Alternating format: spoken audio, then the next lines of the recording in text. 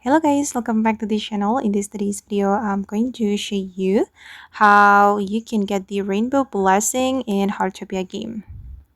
Okay, let's get into it guys. Basically, the rainbow blessing will active during the rainbow event in Heartopia. So you need to join the rainbow event. And for the rainbow event schedule, you can check it on your watch. Okay, now the rainbow event is active and usually it happens on Sunday and also Saturday at 6 a.m. or 6 p.m. And since the rainbow event is active now, we can get the rainbow blessing.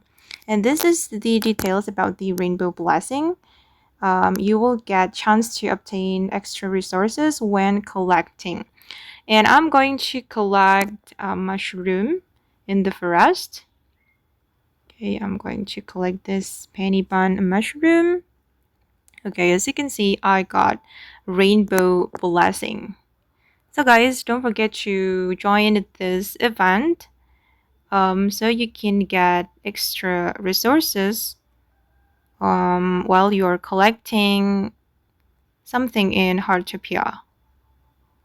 Okay, and that's how we can get the rainbow blessing during the rainbow event in Heartopia game.